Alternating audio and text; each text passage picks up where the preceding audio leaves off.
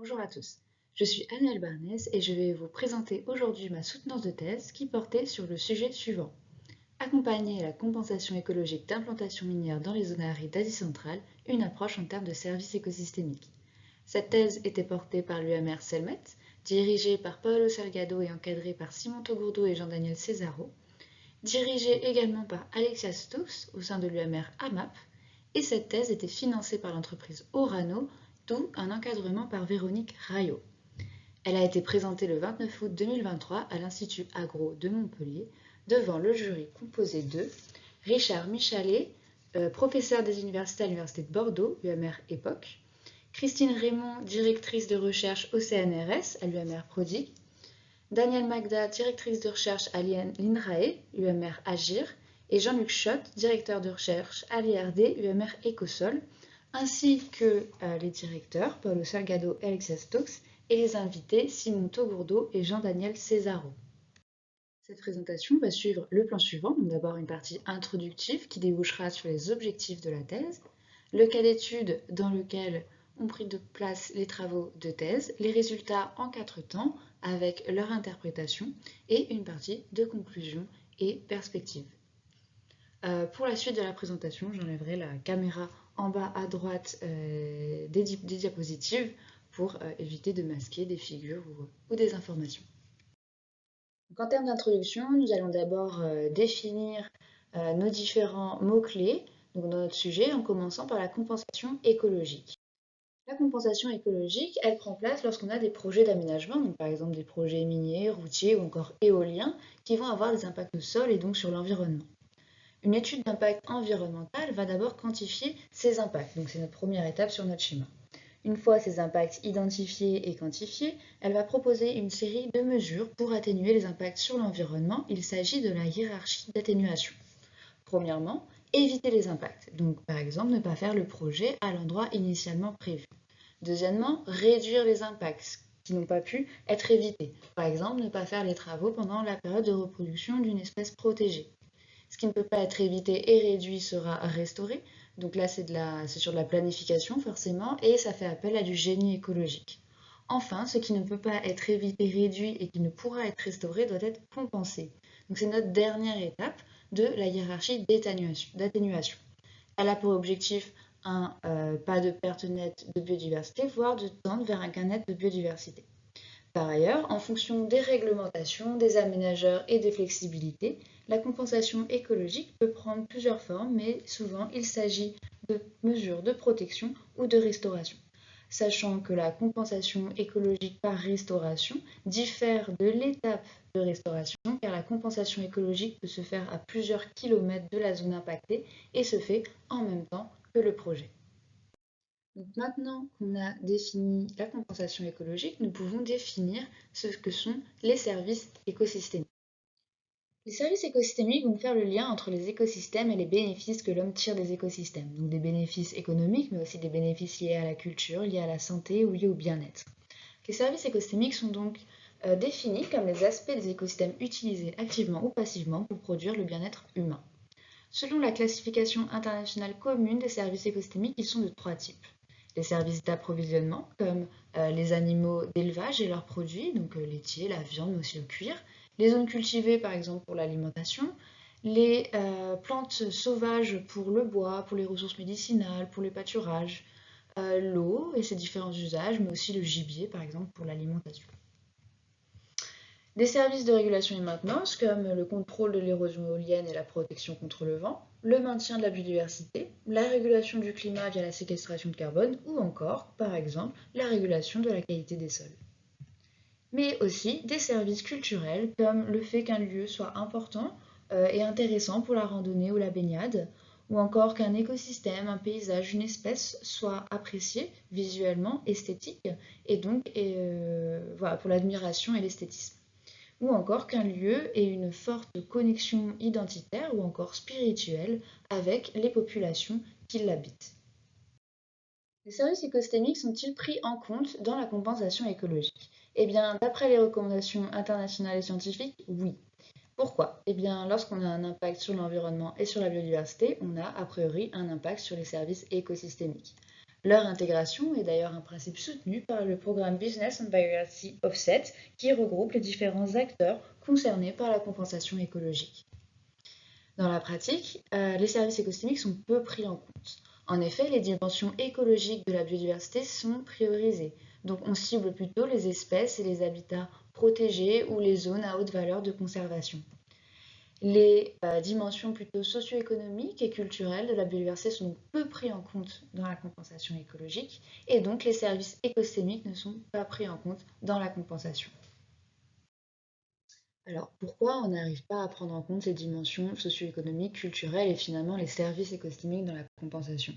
Eh bien en fait c'est parce qu'on manque aussi de méthodologie et d'outils autour d'une intégration claire et précise des services écosystémiques dans la compensation écologique. Pourquoi finalement considérer ces services écosystémiques dans la compensation écologique? Eh bien, lorsqu'on a un impact sur l'environnement et qu'on met en place une compensation écologique à distance, à plusieurs kilomètres, voire centaines de kilomètres parfois, eh bien, on va avoir des gagnants et des perdants en termes de biodiversité et de services écosystémiques. Lorsqu'on a une compensation de type protection, comme on l'a vu au début, eh bien, on peut avoir une restriction d'accès à des services d'approvisionnement ou des services culturels.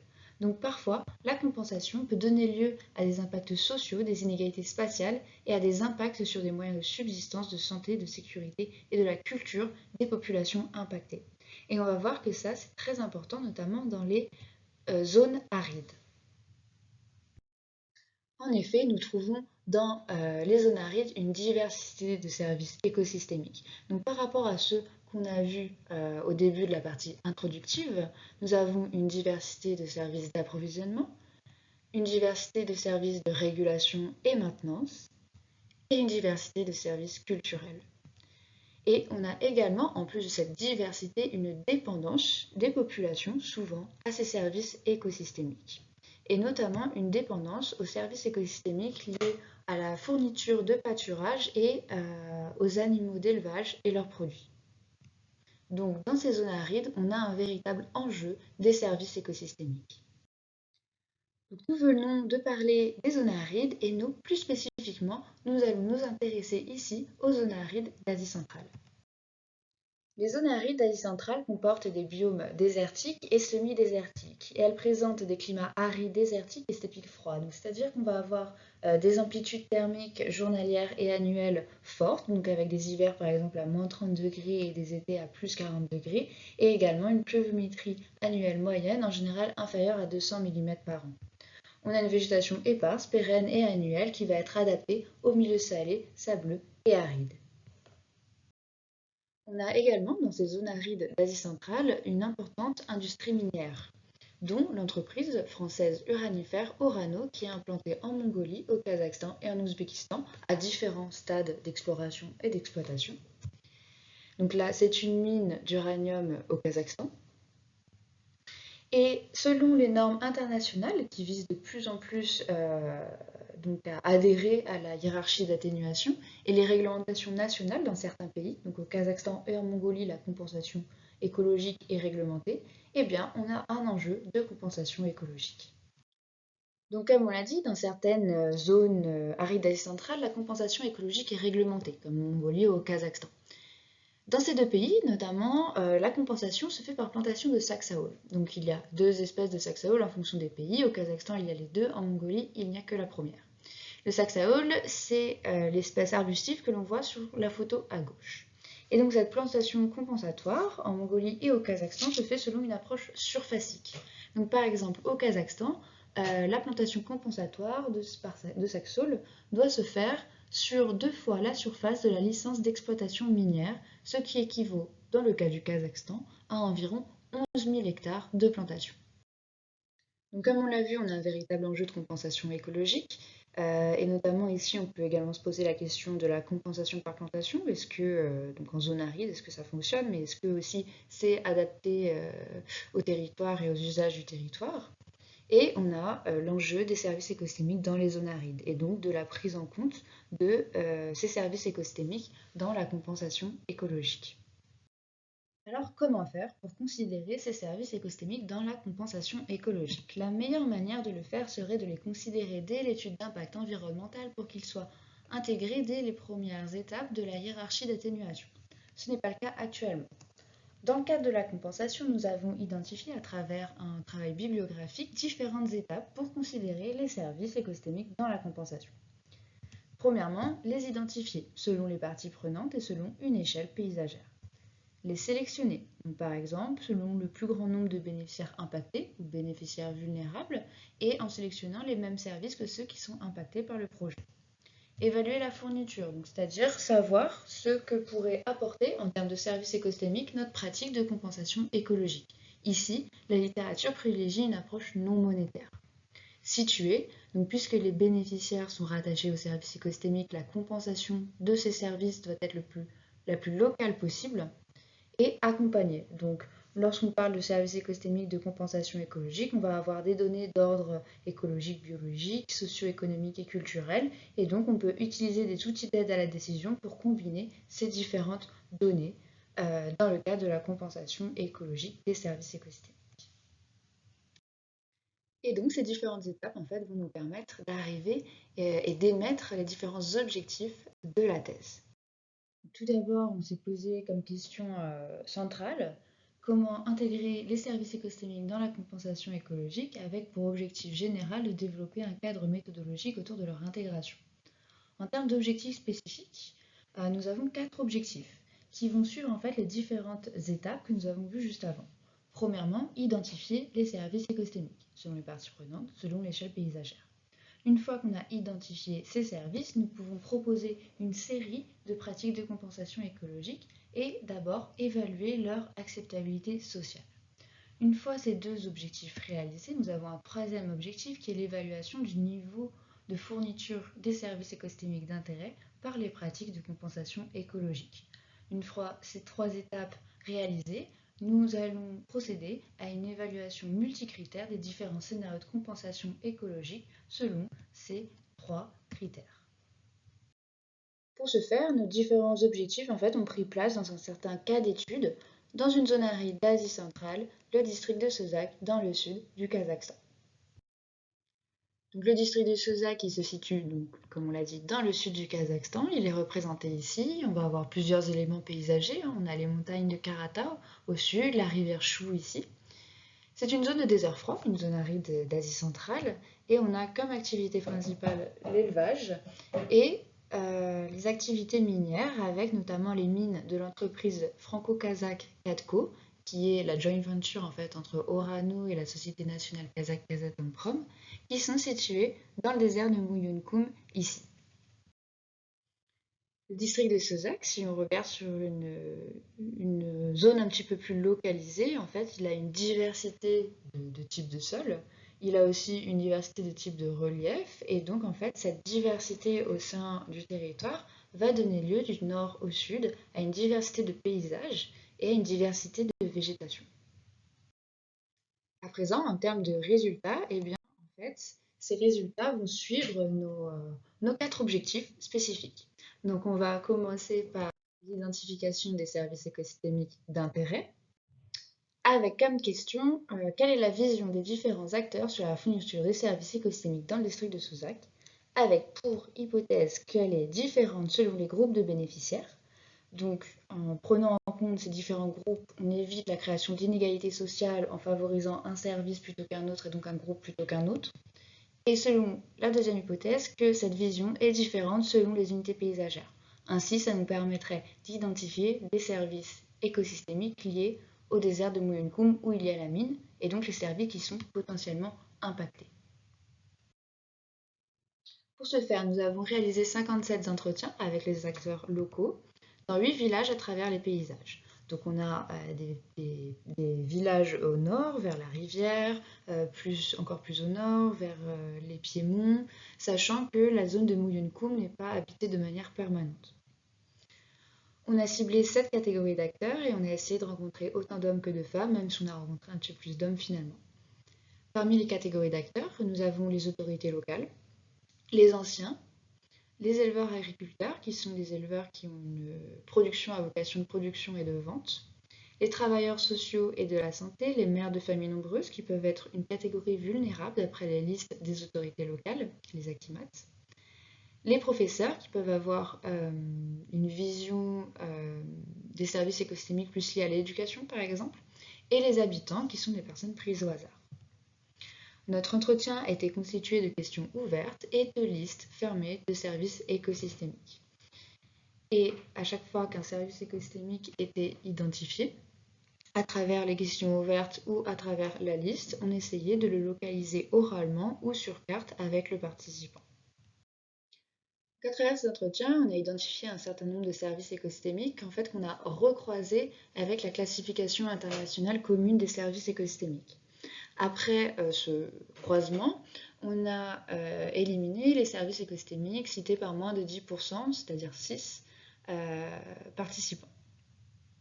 Donc après ce croisement et cette sélection, on a en fait 36 services écosystémiques identifiés. Donc parmi eux, nous avons 19 services écosystémiques d'approvisionnement. Parmi les services d'approvisionnement, les plus importants sont les plantes sauvages pâturées par les animaux élevés, cités par 96% des participants, qui participent aux services écosystémiques animaux élevés pour l'alimentation. Les plantes cultivées pour l'alimentation sont également un service écosystémique important dans ce territoire. Parmi les services de régulation et maintenance, nous avons identifié 10 services écosystémiques à travers ces entretiens. Parmi les plus importants, le maintien des populations et des habitats, donc c'est-à-dire le maintien de la biodiversité animale et végétale, même s'il y avait des préférences pour la biodiversité animale, et la filtration du sable, de la poussière par les plantes, qui va participer en fait à la qualité de l'air. Pour le service culturel, nous avons identifié 8 services écosystémiques et les plus importants étaient les caractéristiques de la nature qui vont permettre des activités de repos, d'amusement, des activités récréatives. Et parmi ces caractéristiques, les caractéristiques abiotiques, comme l'eau de la rivière Chou dans laquelle on peut se baigner, ou des caractéristiques biotiques, comme un arbre qui apporte de l'ombre et donc sous lequel on va pouvoir se reposer. Si nous croisons ces services écosystémiques avec nos acteurs, donc d'abord avec les catégories d'acteurs, eh bien, nous n'avons pas de lien. Et on n'a pas de lien non plus entre nos services écosystémiques et le genre des acteurs. Donc c'est-à-dire qu'en fait, on n'a pas de préférence de nos acteurs en fonction de leur catégorie ou de leur genre pour les différents services écosystémiques perçus. Donc ici, notre première hypothèse, selon laquelle la perception était différente en fonction des catégories et des genres, est rejetée. Notre deuxième résultat concerne la vision paysagère des acteurs. À travers les entretiens, nous avons pu mettre en évidence en fait une vision assez commune du découpage des unités paysagères au sein du district de Sosac. Donc en commençant par le nord, nous avons la steppe de Bekbakdala, qui est une steppe plutôt argileuse. Puis nous avons la rivière Chou, le désert de Muyunkum, donc une zone plutôt dunaire et sableuse où il y a les mines. Une zone de lac salé au sud-est de la zone, la steppe, qui est donc une grande unité paysagère qui en englobe certaines, puis au sud les piémonts qui sont un peu plus humides et la zone de montagne un peu plus caillouteuse. Les villages ont également été identifiés par nos participants comme des unités paysagères pouvant fournir des services écosystémiques. Et il y a certains services écosystémiques qui n'avaient pas de frontières, comme par exemple la dispersion des graines qui ne s'arrête pas à certaines unités paysagères. Dans chacune de ces unités paysagères, un certain nombre de services écosystémiques a été cité et donc identifié. Donc dans chaque unité paysagère, en général, on a une vingtaine de services écosystémiques cités par les participants, sauf oui, pour la steppe où on en a une quarantaine. Maintenant, si on regarde les services écosystémiques qui sont statistiquement liés aux unités paysagères, eh bien, on en a beaucoup moins, à peu près 4 par unité paysagère. Donc, si on prend par exemple le désert de Muyunkum, eh bien, on peut ainsi identifier les services écosystémiques qui lui sont statistiquement liés et donc qui sont potentiellement impactés par les activités minières. Donc, parmi eux, il y avait les plantes sauvages pâturées par les animaux d'élevage. Donc en fait, le désert de Muyunkum est un pâturage d'hiver important pour les éleveurs et leurs troupeaux.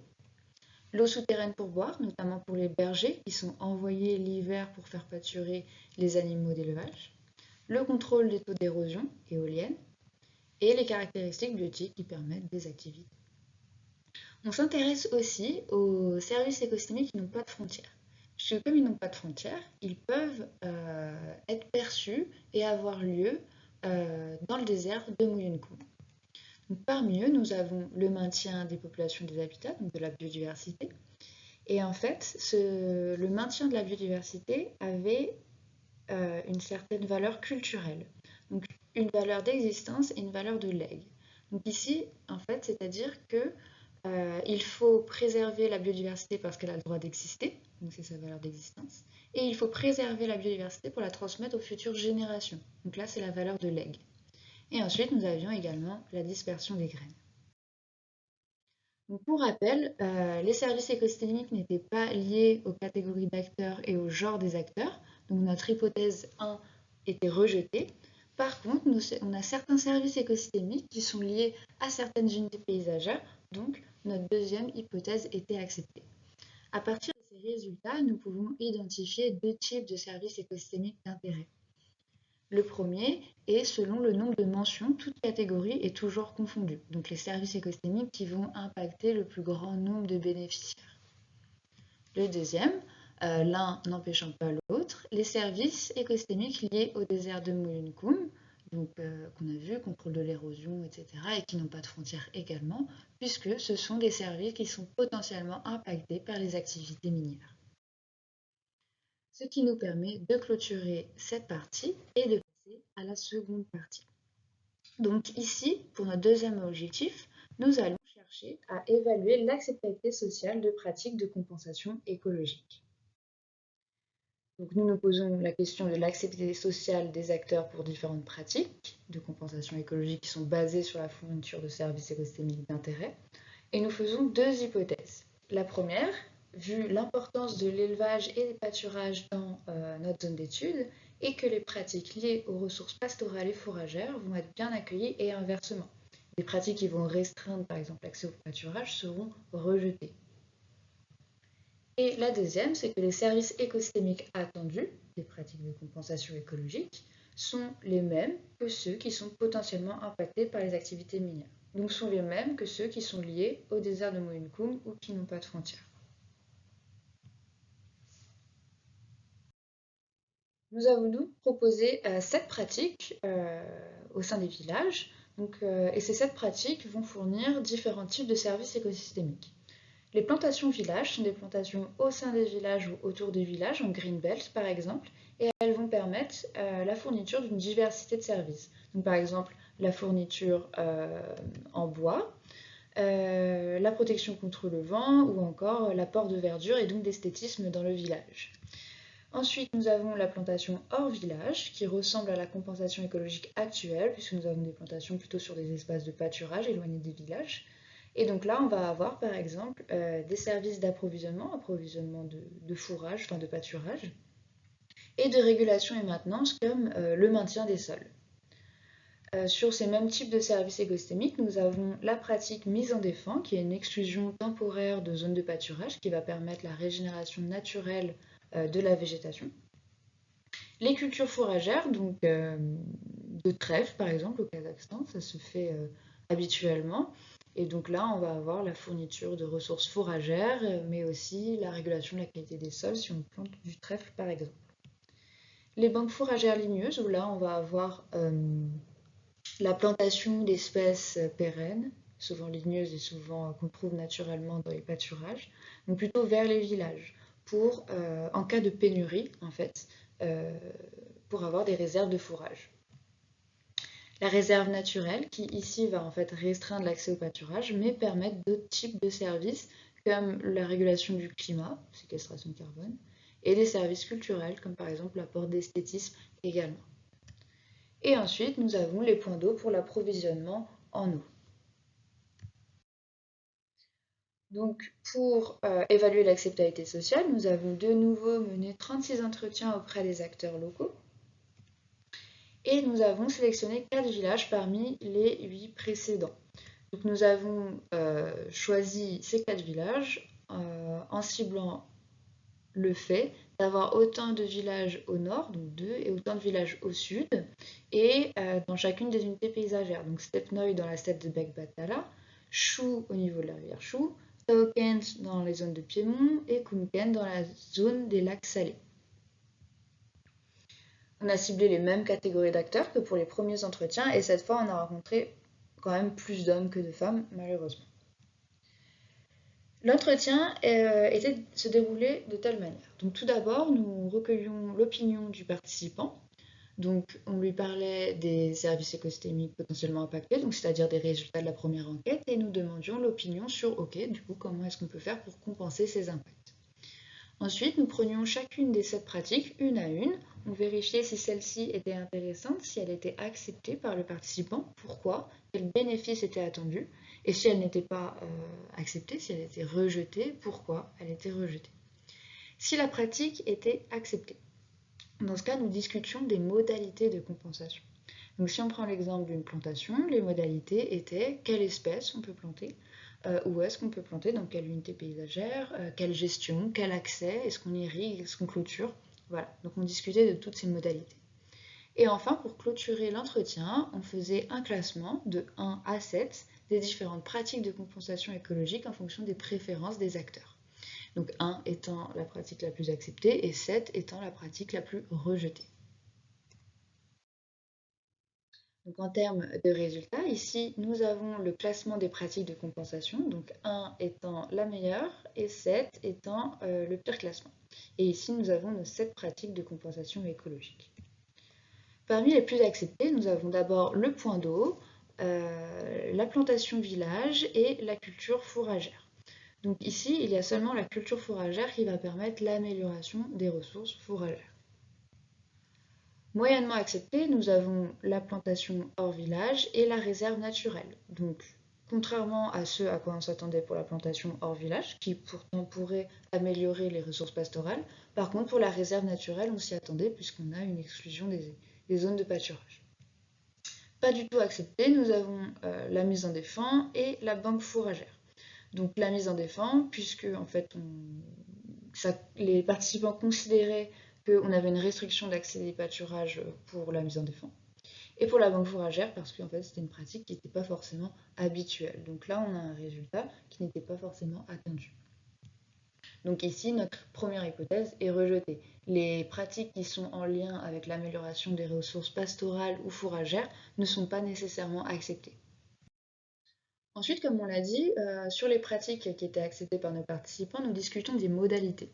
Donc ici, je vais juste présenter les modalités de gestion et seulement pour les 3 pratiques les plus acceptées, voilà, pour des questions de timing. Donc par exemple, sur les plantations villages, ce qui était le plus souhaité à 90%, pour 90% des participants était une gestion par l'ACIMAT, donc c'est-à-dire les autorités locales qui qui gèrent les plantations dans les villages. Pour les zones cultivées, les cultures fourragères, la gestion qui était la plus souhaitée était la gestion par les coopératives agricoles et d'élevage, qui en fait ont déjà le matériel, les connaissances et les compétences pour gérer en fait les cultures fourragères. Pour les points d'eau, on avait 29% des participants qui souhaitaient une gestion par l'ACIMAT et 37% une gestion, un libre accès en fait finalement. Donc ce qu'on observe ici, avec l'exemple des gestions, c'est qu'on n'a pas du tout de volonté de gestion par les compagnies minières et qu'on a une volonté quand même de réappropriation de ces différentes pratiques par les habitants du district. Ce qu'on observe aussi, c'est que certaines pratiques ont différentes modalités de gestion qui sont proposées. Et en fait, ça dépend des unités paysagères. Donc par exemple, un puits qui est mis en place dans le désert de Moyunkoum ne doit pas avoir la même gestion qu'un puits qui est dans la steppe ou qui est à côté d'un village. Donc d'où l'importance ici aussi de la prise en compte des unités paysagères. Donc, si maintenant on s'intéresse aux services écosystémiques attendus à travers les pratiques de compensation écologique en prenant seulement les 3 pratiques les plus acceptées, eh bien pour le point d'eau, il s'agit de l'approvisionnement en eau pour abreuver les animaux, irriguer les plantes cultivées ou dans les villages. La plantation village fournirait de nombreux services écosystémiques comme l'apport de verdure, d'ombre, la protection contre le vent, mais aussi le bois, par exemple. Les zones cultivées, l'apport de fourrage cultivé pour les animaux d'élevage, mais aussi l'amélioration de la qualité des sols via la plantation de trèfle. Donc une diversité de services écosystémiques attendus, mais qui en fait ne correspondent pas du tout aux services écosystémiques liés au désert de Mouyounkoum, ou qui n'ont pas de frontières, et donc qui ne correspondent pas avec les services écosystémiques potentiellement impactés par la mine. Donc si on reprend nos résultats, la première hypothèse était rejetée. Donc les pratiques qui étaient liées aux ressources fourragères et pastorales n'étaient pas nécessairement acceptées, contrairement à ce à quoi on s'attendait, d'où l'importance de prendre en compte l'acceptabilité sociale. Par rapport aux résultats qu'on vient de voir, les services écosystémiques attendus diffèrent des services potentiellement impactés, rejetant ainsi notre seconde hypothèse. Ici, on observe en fait un effet d'opportunité perçu par les participants pour améliorer leurs conditions de vie locales. Et donc, cette volonté va différer un petit peu des objectifs de la compensation écologique. Donc l'acceptabilité sociale est vraiment importante à prendre en compte dans ces grands projets de compensation, mais elle ne peut pas être le seul critère. Ce qui nous permet de clôturer cette partie et de passer à la troisième partie.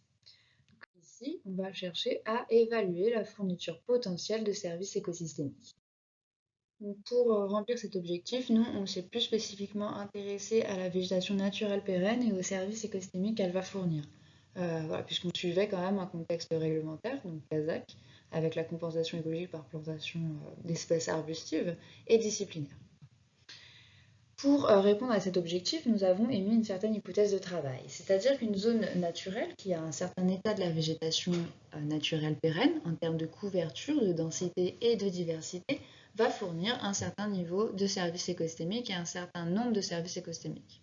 Donc le service 1 à un niveau A, le service 2 à un niveau B. Lorsqu'on change cet état par compensation, donc on change la diversité, la couverture ou la diversité, eh bien, on va avoir pour le service 1 et le service 2 un nouveau niveau de fourniture et parfois on peut aussi avoir l'apparition de nouveaux services. Donc ici, le service 3 a un niveau E. Pour savoir ce qui a été apporté à la compensation, eh bien, on fait la différence du niveau de service entre la zone compensée et la zone naturelle avant compensation. Pour savoir ce qui est apporté dans la zone de compensation, donc c'est-à-dire quels vont être les services C, les niveaux C, D et E, on se base de nouveau sur une autre zone naturelle 2 qui a le même état de végétation que la zone de compensation, donc en termes de diversité, de densité ou de couverture. Et en fait, cette zone naturelle 2, elle va avoir les mêmes services écosystémiques et le même niveau de services écosystémiques. Donc c'est comme ça qu'on va prédire le niveau de service écosystémique de la zone de compensation. Donc pour ce travail, en fait, je me suis basée sur des zones naturelles. Donc à la question quelle est la relation entre végétation naturelle pérenne et fourniture potentielle de services écosystémiques, nous faisons l'hypothèse que la densité, la couverture et ou la diversité de végétation pérenne vont agir positivement sur cette fourniture. Ensuite, selon nos premiers résultats d'ailleurs, on fait aussi l'hypothèse que les paysages vont affecter les services écosystémiques potentiellement fournis. Ici, dans cette partie, donc on s'intéresse à la végétation pérenne naturelle. Elle est de deux types. La strate arbustive supérieure à 50 cm et la strate intermédiaire, donc les petites pérennes en fait, qui sont inférieures à 50 cm. Pour caractériser cette végétation pérenne, nous avons étudié 11 variables. Par strate, arbustive et intermédiaire, nous avons la densité d'individus, la couverture, le nombre d'espèces clés selon nos entretiens. Donc les espèces clés sont celles qui fournissent potentiellement de nombreux services écosystémiques. Dans la strate arbustive uniquement, nous avons le volume occupé et par espèce clé, la couverture spécifique. Nous étudions également, par ailleurs, 11 services écosystémiques d'intérêt. Donc les services écosystémiques étudiés sont de trois types et ont été sélectionnés selon les critères ici. Donc, nous avons des services d'approvisionnement, notamment la végétation naturelle en fait, et ses différents usages, des services de régulation et de maintenance, donc notamment la préservation de la biodiversité, les contrôles d'érosion des sols et leur qualité, et la régulation du climat via la séquestration de carbone. Des services culturels, donc notamment la valeur de legs et l'existence de la biodiversité, et la valeur esthétique des paysages, de la biodiversité, etc. Et en fait, ces 11 services écosystémiques sont caractérisés par 33 indicateurs de services écosystémiques. Pour comprendre comment ça fonctionne, on prend l'exemple du service plantes sauvages pour l'énergie. Ce service a 3 indicateurs de services écosystémiques pour le caractériser. La couverture des espèces d'intérêt pour l'énergie, le volume de bois et le nombre d'arbres morts, puisque ce sont les arbres morts qui peuvent être prélevés en général légalement par les populations. Et nous, à travers cette partie, on va chercher à faire le lien entre ces 11 variables de végétation pérenne et ces 33 indicateurs de services écosystémiques. Nous nous sommes intéressés au désert de Muyunkum, puisque c'est là où il y a les mines, et à la steppe qui fournit de nombreux services écosystémiques. Nous avons spécifié le désert de Muyunkum en une zone donc d'abord dunaire, donc c'est là où il y a les reliefs, et une zone de transition sableuse qui va border cette zone dunaire. Nous avons également une zone salée tout au nord du désert de Muyunkum. Dans la zone dunaire, nous avons également deux sous-unités selon les dunes. Donc nous avons les hauts et pentes de dunes et les cuvettes. Dans la zone de steppe, on a également une zone de plantation de saxaul à laquelle on va s'intéresser dans le cadre de la compensation écologique. Nous avons inventorié 5 placettes par unité paysagère et outre ces différentes unités, on a également fait des placettes dans des zones de mines, de piémonts et de zones cultivées qu'on ne va pas utiliser dans cette partie mais qui vont être intéressantes pour la suite. Dans nos placettes, à travers les unités paysagères, dans nos placettes de 625 m², nous avons tout d'abord caractérisé la strate arbustive à travers des inventaires forestiers classiques, donc diamètre, hauteur ou pied, etc. Dans des sous-placettes de 9 m², nous avons caractérisé la strate intermédiaire, diamètre de touffe, nombre, etc. Et dans des carrés de 1 m² sous arbuste et hors arbuste, nous avons prélevé la biomasse, la litière, et également la richesse spécifique. Dans la placette de 625 m², il y avait également donc des relevés botaniques qui étaient réalisés par Samantha Bazan, botaniste à l'UMR Selmet, qui relevait toutes les espèces présentes et il y avait mise en herbier pour identification a posteriori. Donc à travers la placette, il y avait également des prélèvements de sol effectués sous chacune des strates de végétation. En termes de résultats, on a d'abord un effet paysage très marqué sur la végétation naturelle pérenne. Donc par exemple, ici, en ce qui concerne la couverture de la strate intermédiaire, celle-ci est beaucoup plus importante dans la cuvette, dans les zones de cuvette par rapport aux zones de plantation. Et ça, c'est le cas pour 7 de 11 de nos variables de végétation naturelle pérenne. Cet effet paysage, il est également très fort sur nos indicateurs de services écosystémiques. Par exemple, sur la biomasse sèche disponible, celle-ci est beaucoup plus importante dans les hauts de dunes et pentes par rapport à la steppe.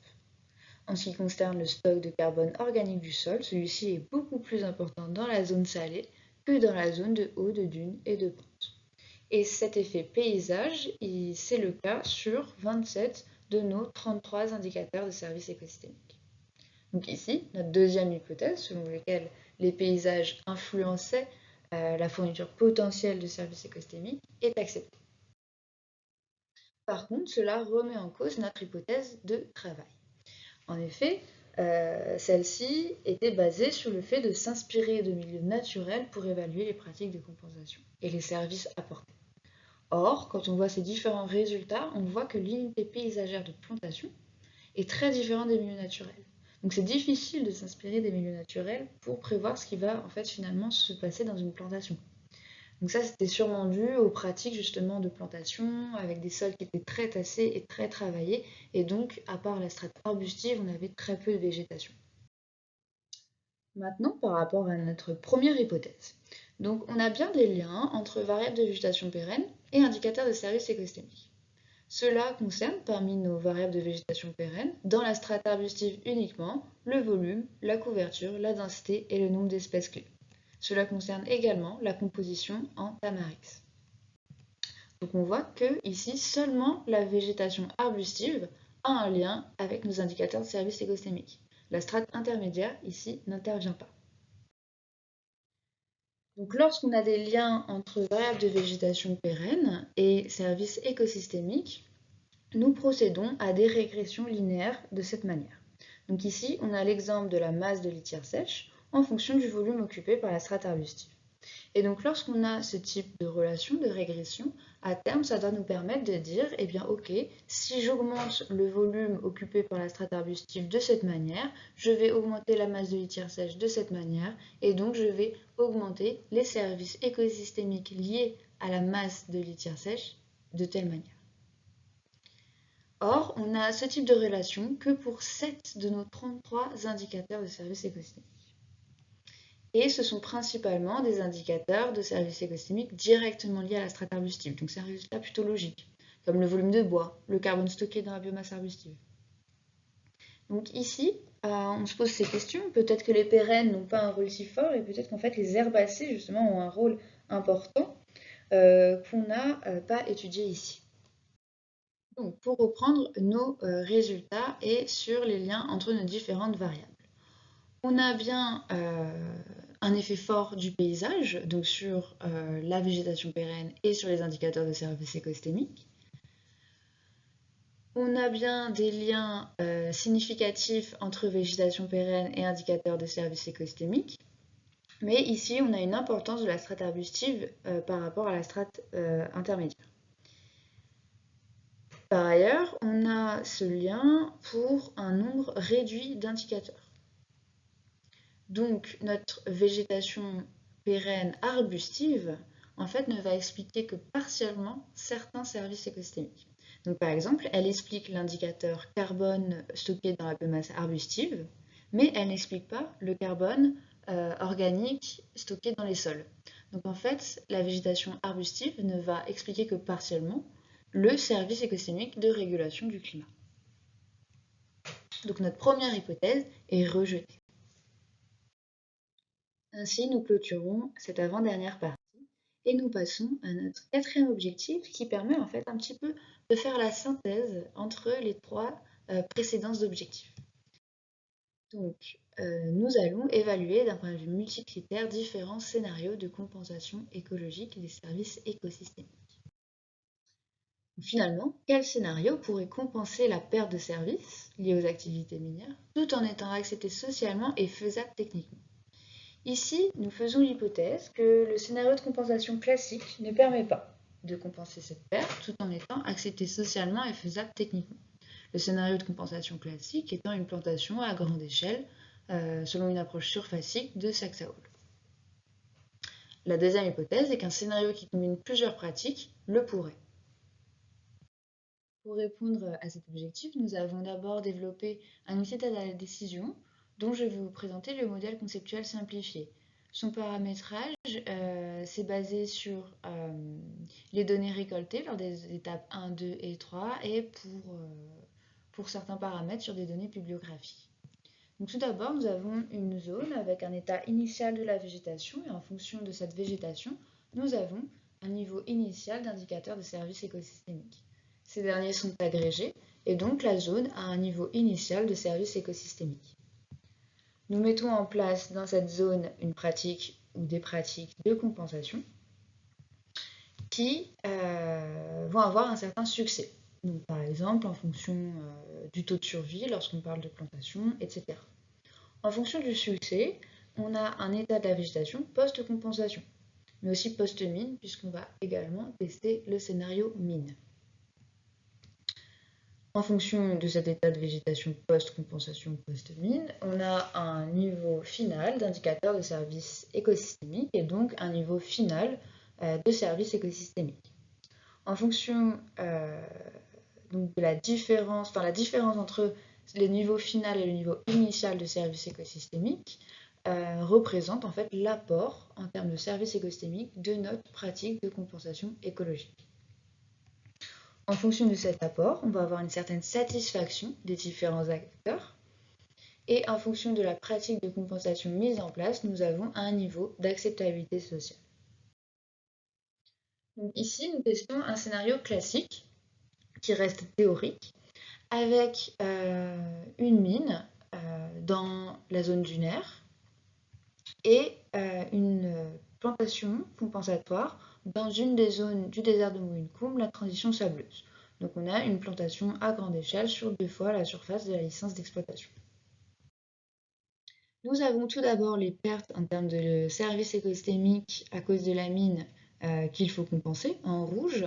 Et donc si on met en place le scénario classique dans la transition sableuse, eh bien, nous avons les apports en vert grâce à la pratique. Et donc nous voyons que certains services comme le contrôle de l'érosion des sols peuvent être compensés, mais que la plupart des autres services ne sont pas compensés par le scénario classique. Si on prend les autres critères, donc on voit un succès de la compensation classique de à peu près 25%, donc c'est plantation en zone aride, mais surtout on voit un niveau d'acceptabilité sociale qui est nul. Donc notre première hypothèse est validée. Tous les services écosystémiques ne sont pas compensés et le scénario classique n'est pas accepté socialement. Maintenant, si on met en place des scénarios combinés, composés de cultures fourragères dans la zone de Piémont, de puits à côté des villages et de plusieurs plantations à grande échelle dans les différentes unités du désert de Mouyinkoum, et que nous prenons les résultats précédents, nous voyons que ce scénario combiné, avec les points d'eau, les cultures fourragères et les plantations, permet de compenser plus de services écosystémiques que le scénario classique qui est en vert. Donc, ils permettent de compenser, par exemple, les services liés à la biodiversité, à l'élevage et à l'énergie. Si on prend les autres critères, on a un succès un peu moins bon, mais surtout, on a une acceptabilité sociale qui est renforcée au sein des scénarios combinés. Donc, si nous reprenons ces deux grands résultats, d'après les données dont on dispose, et d'après l'outil qui n'est pas encore testé, etc., le scénario de compensation classique ne compense pas tous les services écosystémiques potentiellement impactés et n'est pas accepté socialement. Au contraire, la combinaison de plusieurs scénarios peut compenser plus de services écosystémiques et permet d'améliorer l'acceptabilité sociale. Par contre, tous les services ne sont pas compensés et on va avoir une grosse limite à leur mise en place. Donc, par exemple, on a multiplié les plantations, comme on l'a vu, et du coup, ça équivaut à 40 000 hectares de plantations. Donc ça, c'est difficilement faisable. Donc en fait, ici, notre deuxième hypothèse, toujours d'après les données dont on dispose et l'outil qui doit continuer d'être amélioré, eh bien notre deuxième hypothèse est rejetée. Ce qui nous permet de passer à la conclusion. Donc sur des conclusions un petit peu spécifiques à notre territoire d'étude, on avait peu d'influence des acteurs dans la perception des services écosystémiques. Donc d'une part, c'est probablement dû à l'échantillonnage, mais aussi à la grande part de l'élevage dans l'utilisation du territoire et des ressources. Donc 86% de nos participants avaient au moins une vache et utilisaient les pâturages. Par contre, au contraire, on a une forte influence des unités paysagères sur la vision des acteurs sur les services écosystémiques, sur la végétation pérenne et les indicateurs de services et donc nos services, et sur l'acceptabilité sociale de certaines pratiques de compensation. Également, la plantation de la végétation pérenne comme mesure compensatoire a peu d'effet sur la fonction de services écosystémiques et n'est pas la pratique la plus acceptée. Donc ici, dans le cadre du district de Cezac, nous montrons l'importance de la prise en compte de l'échelle paysagère pour nos différents objectifs et l'intérêt de la combinaison pratique, donc pas forcément pour la fourniture des services écosystémiques, mais pour l'acceptabilité sociale globale des projets de compensation. Donc, quelques limites et perspectives par rapport à ces travaux de thèse. Tout d'abord, on était sur un terrain peu connu, mais surtout avec peu de relais local. Donc, pas de chercheurs CIRAD sur place, par exemple, pas de partenaires en termes d'institutions de recherche ou d'universités. Donc, en fait, tout ce qui était collecte de données, ça devait être par nous, et on ne pouvait pas travailler avec des personnes à distance qui auraient été au Kazakhstan et qui auraient pu, par exemple, faire des relevés de biomasse sur plusieurs saisons. Donc, en effet, notre thèse était basée en France avec une mission par objectif, donc sur les objectifs 1, 2, 3. Et donc chaque objectif, c'était entre un mois et un mois et demi de terrain, donc c'est assez peu. Et donc encore une fois, par exemple, sur la biomasse, c'est pour ça qu'on n'a que la biomasse à un instant T, ou qu'on a le carbone des sols à un instant T. La durée de la thèse, donc cette thèse a duré 3 ans pardon, et 4 mois. Et donc, sur tout ce qui est séquestration du carbone aussi, c'est pas suffisant, même si on avait pu faire plusieurs mesures entre le début et la fin de la thèse, mais surtout, c'est pas suffisant pour tout ce qui est données de succès des plantations. D'autant plus qu'on est en zone aride et que ça peut mettre plusieurs dizaines d'années avant de pousser. Donc, pour résumer, on a un cadre méthodologique qui fonctionne. Donc, nos différentes étapes, nos différents objectifs ont pu être appliqués au Kazakhstan, mais qui doit être réitéré. Donc, c'est-à-dire qu'on doit multiplier les données, au Kazakhstan notamment, mais aussi dans d'autres pays d'études, pour consolider nos données et donc la fiabilité de l'outil de la décision et donc en fait les différents résultats qui vont en être issus. Donc notre objectif, d'un point de vue un peu plus général, notre objectif était quand même de développer un cadre méthodologique. Donc il était applicable et il a fonctionné au Kazakhstan, mais est-ce qu'il est applicable dans d'autres zones géographiques? Parce que c'est quand même l'idée. Eh bien, il a été appliqué en Mongolie. Donc ici, on a l'exemple de l'acceptabilité sociale de différentes pratiques de compensation écologique en Mongolie. Et voilà, ça c'est les résultats. On voit que ce sont des résultats qui sont différents par rapport au Kazakhstan. Donc on a voilà, un cadre méthodologique qui a fonctionné en Mongolie avec des résultats qui diffèrent. L'objectif numéro 3, donc les mesures d'indicateurs de végétation, etc., a également été appliqué en Mongolie, donc ça a fonctionné et contrairement à ce à quoi on s'attendait, on a des résultats qui diffèrent entre le Kazakhstan et la Mongolie. Donc, on a un cadre méthodologique qui est en effet applicable dans d'autres zones géographiques, donc ça c'est important à souligner. Les résultats diffèrent, c'est également important à souligner parce que ça montre la spécificité de chaque territoire et donc l'importance de le réitérer à chaque fois qu'on est dans une nouvelle zone d'étude. Par ailleurs, on pense que ce cadre méthodologique pourrait être mobilisé dans d'autres types d'aménagement du territoire comme la restauration écologique, la reforestation ou encore les pratiques agroécologiques.